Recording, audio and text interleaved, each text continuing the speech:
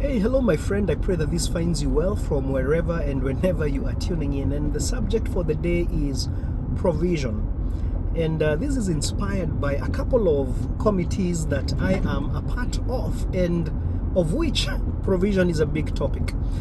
So I am part of a committee that's organizing a visit to our former primary school principal, a lady that impacted our lives in such big ways, and we want to go to her house and have a party and, if you will, give her her flowers, which in my case for sure and many others are long overdue.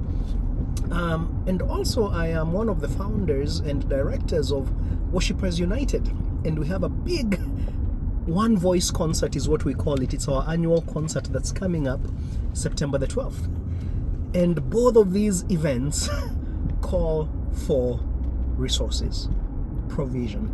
And when we are coming up with ideas on what we can do in either, the question comes, do we have the money? Do you have the budget for it? But I find that to be the wrong question to ask. A lot of us look at what we have in way of resources and let that guide the vision.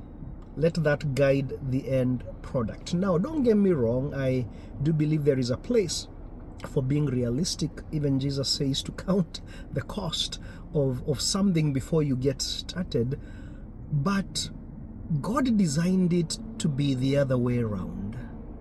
In other words, to start with a vision and let the vision guide provision. If you've ever looked at any story, whether it's in the Bible or even maybe from your own experience, you will find that a lot of times God gives you a vision that's bigger than where you are, than what you have, than the people or resources or tools that you currently have, as an opportunity to trust Him. Matter of fact, the word provision is a compound word, pro and vision. Pro means for. So provision is, not to use the same word, is the resources and the herewithal that God provides and makes available for the vision. In other words, you start with the vision and God provides provision. So my friend, what are the passions, the dreams, the goals, the things that God has put in your heart to do? Whether it's something as simple as your next job, or maybe your next line of study if you're going into school. Maybe it's the house you desire to live in, a business that you desire to start, maybe an impact that you want to make in your family, in your community, in the world.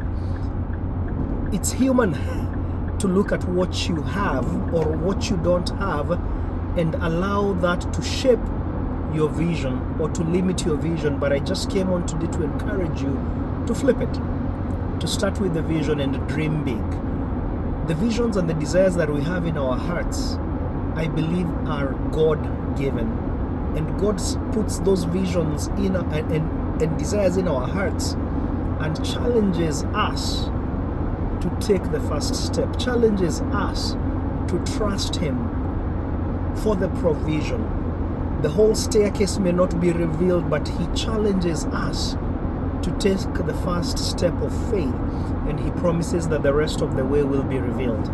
So my friend, here's to dreaming big, and in obedience and faith taking a step, and then sitting back and watch God do His thing as He provides, brings provision for the vision.